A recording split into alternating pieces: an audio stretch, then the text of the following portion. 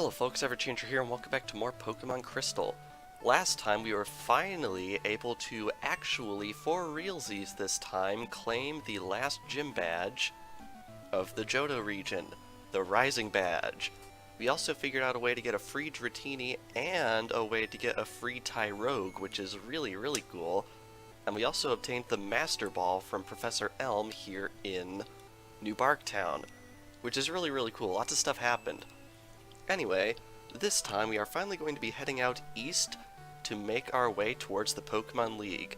But there's a couple of really tiny bookkeeping things I'd like to get squared away before we actually leave the Johto region for a little bit. So I'd like to go over those things now. First things first, as you probably have guessed, I have like this big spreadsheet that discusses like what Pokemon I have gone over and which Pokemon I have not gone over. And for whatever reason, I do not have the Pokemon Mantine listed as gone over, which is strange because we've been able to obtain it for a while. The Pokemon Mantine can be found via Surf over on Route 41, right over here at all times of the day. I'm really not sure how I forgot going over this Pokemon. It's kind of interesting. It's a water flying type. But yeah, it's really weird how I missed it, and I do apologize because like, I thought I'd been good. I thought I'd got every single one, but I guess I just forgot one. Unless I just forgot to put it in my spreadsheet and I went over it back then, and I just forgot? I don't know. Anyway, second thing, over here in the Ice Path, I mentioned a hidden max potion that I couldn't find. Well, I checked a couple more sources, and those sources don't actually list that item as existing at all. So I'm going to be operating under the assumption that Bulbapedia was wrong on this one. That item does not exist. Anyway, as we are going to be going over here onto Route 27, there's the rappel wearing off, of course. As we are going to be going over onto Route 27, you could probably guess that there are going to be some HMs that we are going to need. One of those HMs is, of course, Waterfall. We are also going to need Whirlpool. As none of my team are actually capable of learning Waterfall, we're pretty much forced into giving somebody the shaft and leaving them behind on our way to the Pokemon League. Now don't worry, it's not like we won't be seeing them again or anything. There will be a PC when we get there, but in the interim, we're not going to be seeing them. And I've done some looking at what Pokemon we should be expecting to face, and it looks like the person we're going to have to leave behind is going to be Heracross. Pokemon are people too, but in this case, Heracross has to stay behind because we need Gyarados to actually navigate the route ahead of us. Anyway, one last thing I should note. I sold all of our Ice Heals, Paralyze Heals, Antidotes, and Escape Ropes off screen just to make space because, believe it or not, our PC storage is just about full, which has me a little bit nervous, but it looks like the game's going to be giving us pretty worthwhile stuff from here on out, so I'm not really too worried about it. Anyway, here we are at the Tohjo Falls. Remember this place? The link between Kanto and Johto. Yep, I can't believe that it's only episode 40, but we're already going through here. That's absolutely insane. This is the first waterfall that you're actually required to navigate in order to complete the game. Go flying right on up here, and then we can navigate down this waterfall. Now, some people might not have noticed this, but you're not actually required to have waterfall on a Pokemon with you to navigate down waterfalls, because it's actually impossible to get stuck at the bottom of a waterfall in this game. So, yeah, really nice stuff. Anyhow, here we are up here on this ledge, and if we go into this house, we have this woman to speak to. Where are you off to with Pokemon? The Pokemon League? Are your Pokemon loyal enough for you to win? Let me see. Ah, your Pokemon trusts you very much. That was weird. I've been having some weird lag problems recently. I don't know if you've noticed. They're very rare. Really not sure why they're happening, and I hope it doesn't get any worse. Your Pokemon trusts you very much. It's nice to see a good trainer. Here, a gift for your journey. And we get TM37, which contains Sandstorm. It's a move that inflicts damage on both battlers. It's for advanced trainers only. Sandstorm is a weather effect that can, I believe it increases the power of certain, like, rock-type moves or something like that. And what it will do is it will damage all Pokemon on the battlefield that are not rock, ground, or steel type. I'm probably not going to be using this just because Marowak's the only Pokemon that falls under the umbrella of not getting hurt by it, and I think that's a little bit risky. Use it if you dare. Good luck. Alright, very cool. Alright, I looked it up and it would seem that I'm actually wrong about Sandstorm powering up moves. Basically what it does, aside from the damaging of Pokemon that are not Rock, Ground, or Steel type, that is a 1/8 HP damage, by the way. Pokemon that are in the middle of using the move Dig also do not get hurt, and the moves Synthesis, Morning Sun, and Moonlight only recover half as much HP when a Sandstorm is in effect, and as far as I can tell, those are the only things it actually does. So yeah, keep that in mind. Anyway, right over here we have this lady. It's rare to see anyone come here. Are you training on your own? I guess you could say that, but I mean, I've got my Pokemon with me, so I'm not really alone. Alright, we have cool trainer Megan, and I believe she actually has the Bulbasaur family, which means my opener for Alligator probably isn't the smartest thing in the world, but I think a good, well-placed Ice Punch would probably be good. Now, I'm sure some of you are probably thinking, oh man, we should really stock up on some potions going through this route. That's not the worst idea in the world, but there actually is a healing point roughly halfway between Tohjo Falls and the Pokémon League. So keep that in mind. You don't have to be as prepared as you might think you need to, because the game does throw you a bone right there in the middle, which is really nice. Anyway, gonna use that Ice Punch right there. And wow, it actually didn't take it out. That's kind of nerve-wracking. That Leech Seed's probably not gonna make too much of a difference, and I think if we knock out Ivysaur, it'll go away. I'm not sure. I can never remember exactly how Leech Seed works. I don't remember if the opponent has to switch or if I have to switch in order to get it to wear off. But I mean, might as well have both of us switch just to make sure we don't have any ill effects from that. So I think we're going to switch over to Crobat, who's actually pretty high leveled. I'm kind of impressed with how high leveled it is. Level 36. And we'll see what we can do here. Now, I'm sure a lot of you are probably wondering, man, he seems a little underleveled for the final battles of the game. And I do agree, so I'm probably going to have to do some grinding off-screen before we do the final battles. But hopefully it won't be too terribly much, because honestly, I don't think you have to be much higher than level, say, 45 in order to beat this game, so yeah, that's what I'm going for. Rage, honestly, isn't too great of a move at this point in the game, so I think we're actually going to skip learning it. And down goes the first trainer out of 6, I think, on this route. Very cool. Now, if we surf over this way, I believe we've got a bit of a pond here, and it will also reveal that there is tall grass on this route. There is one new Pokemon that you can obtain here. You look pretty strong. Let me battle you. The one new Pokemon you can obtain here is Ponyta during the daytime, which is a pretty good fire type, but I think it comes too late in the game for it to be really worthwhile. Because, like, we're almost at the end of the main story, so I'm not sure how well that is actually going to work out for people who want to use it. But yeah, Ponyta, when leveled up pretty high, I think, will eventually evolve into Rapidash. Also worth noting, you can capture Doduo and Dodrio during the day on this route if you don't want to make the trade for it back in Blackthorn City. So keep that in mind. Anyway, this guy's got a Magneton, as you can see. I think Surf is probably going to take it out right here. Yeah, very nice. And I want to say this guy also has a Quagsire on his team? Maybe I'm just crazy, but I could have sworn he has a Quagsire on his team. Alright, next up we have Execute, so I think we're going to switch back over this way. Now, I should point out something. I don't want to directly spoil anything, but in case anyone's thinking, oh, we beat Claire, we don't need that Ice-type move, such and such, whatever. Don't think that way. It is going to come in very handy very soon. So yeah, keep an eye on your Ice-type moves. See how many you can get on your team. Yes, he does have a Quagsire on his team, man. I called that well. Keep track of your Ice-type moves. You want to keep a hold of those as long as you possibly can. Alright, let's see if Crobat can take out this Quagsire right here.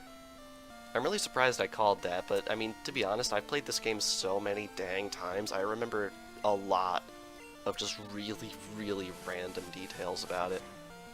Alright.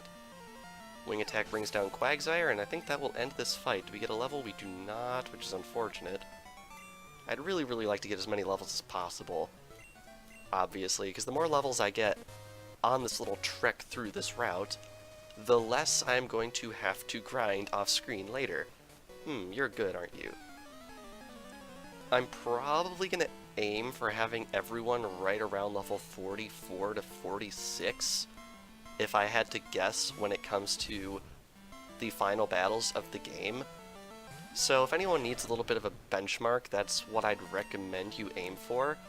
The final battles of the game have Pokemon that can hit you extremely hard, but honestly, I don't think you need to grind all the way up to level 50 in order to win. I really, really just don't think it's necessary.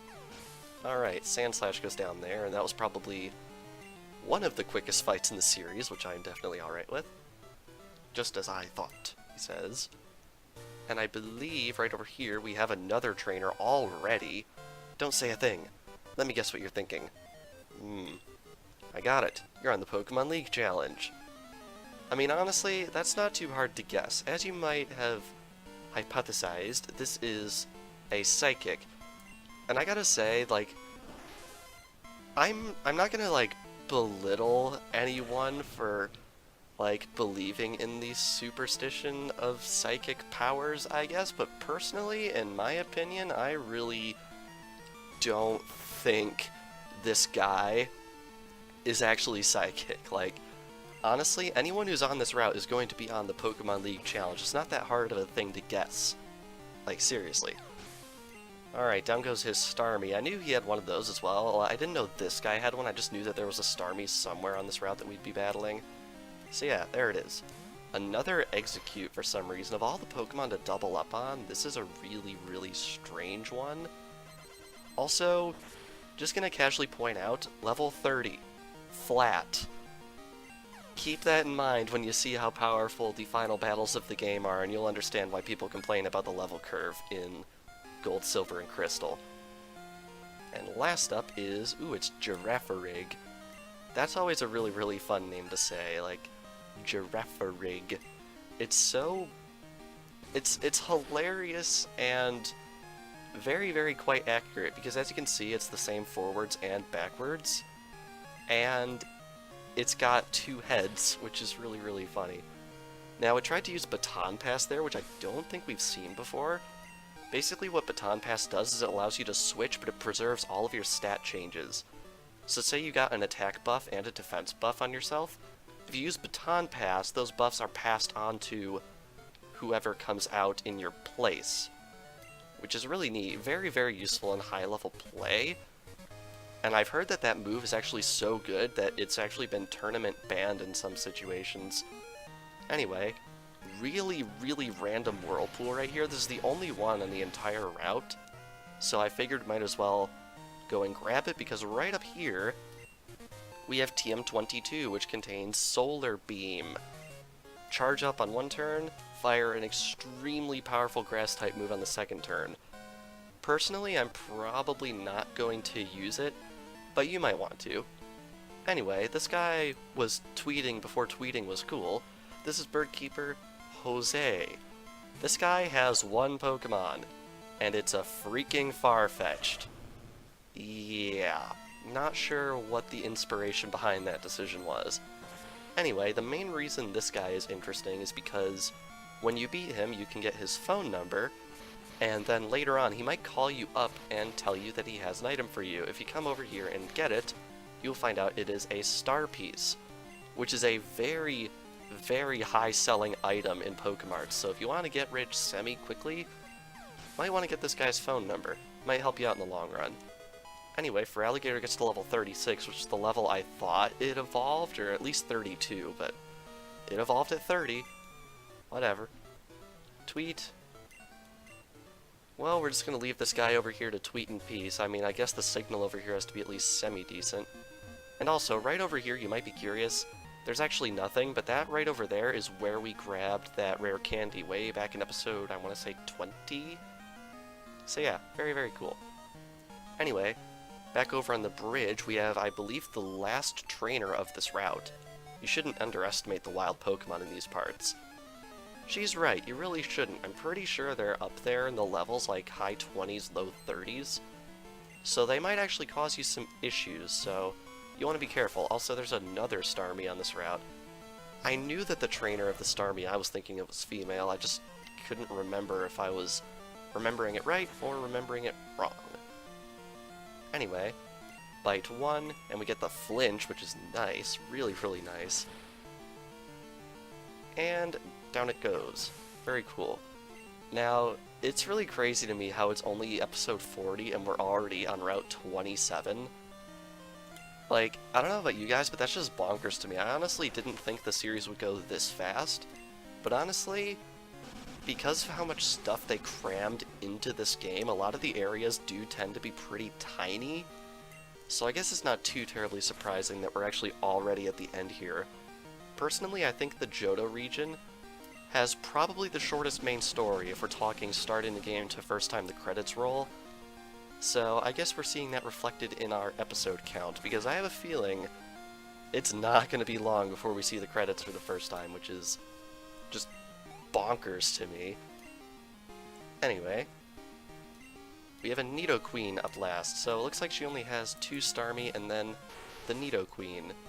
Now, I've never used a Nidoqueen before on my team, but I have used Nidoking, and I think the next time I'm ever tempted to use a Nidoking on my team, I'll probably try and make an effort to use Nidoqueen instead, just for a little bit of variety in my playstyles. They are very similar Pokemon, but they do have their differences. Anyway, I believe that is the 6th trainer on this route, which means we're actually completely done with this route. Probably noticed there aren't too many items on this route, and you'd be correct. It's just the two TMs, and then the star pieces if you are so inclined to grab them. So yeah, we are already on Route 26, which is really, really insane. And you might be wondering, hey, what are the new Pokemon in this route? There actually aren't any new Pokemon on this route. I'm feeling great today. I feel like I could boot even the League champ. Really? Interesting. So, I mean, I guess if we beat this guy, that means we're better than the League champ, right? Fisher Scott sent out Quillfish. I have to wonder if they changed this guy's name in the remake. I'm not going to check because it seems like a really minor detail. But, like, in Emerald they introduced a more important character named Scott, and although you never battled him, I do have to wonder. Anyway, this Quillfish uses Minimize, which probably looks freaking hilarious in real life. But unfortunately, this is not real life. This is an 8-bit game, and we missed, which is very unfortunate. And he's buffing his defense, which is also unfortunate. Oh boy. Are we really going to do this? Are we really going to get the evasion that low? Well, we managed to nail a hit on this thing, which is really nice. Now, I really, really wish we had Stomp, because Stomp is kind of interesting when it comes to Minimize. I'm not sure why they programmed this in specifically, but the move Stomp will always do double damage on a Pokemon that uses Minimize, which is kind of funny in my opinion. Also, even though it's an annoying move, I really like the animation for Pin Missile in this game. Like, it's just so, I don't know, fluid. I like it. Maybe I'm crazy, but I like it. Anyway, Marowak gets level 34, which is awesome. And we got another Quillfish coming out. I think I'm just gonna switch into Electabuzz right here, because I really don't want to deal with this thing doing Minimize on me again. That'd be really, really annoying. And once again, casual reminder as to how awesome Electabuzz's cry is. Alright, can we get a one-shot on this thing? It'd be really nice if we could just plow through all these Quillfish. Yeah, there we go. And I wonder if his last Pokemon is going to be another Quillfish. Oh wow, it's actually a Seeking. Okay. Probably a noticeable improvement in terms of performance.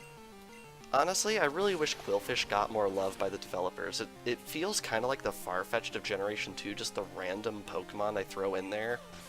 That's really kind of garbage. and like they don't know what to do with it, and they never do anything with it. It's just really weird. I really wish they'd given it some sort of love, like a Mega Evolution, or heck, an exclusive Z move. That would be funny. But no, they didn't. Anyhow, over here, there's actually a shortcut back to Route 27, but there really isn't anything over here. Okay. Joey, I'm not even gonna narrate your dialogue. I know this has been a joke across the entire series, but I don't know, I feel like it's gotten a little bit old. Although, Joey always finds new ways to sort of just pop out of nowhere and keep us entertained. Anyway, Repel's effect wore off, and I think with Repel wearing off, we are actually going to be ending things off here, because this is right about the halfway point on these routes up to the Pokémon League. So yeah, without further ado, we are going to end things off here. This past episode of Pokémon Crystal, we took a bit of a journey eastward from New Bardtown. We went through Tohjo Falls, we navigated Route 27, and we made our way here to Route 26. And next time on Pokémon Crystal, what say you we make our way the rest of the way up to the Pokémon League? It's exciting, isn't it? So without further ado, thank you all for watching, and I will see you guys next time.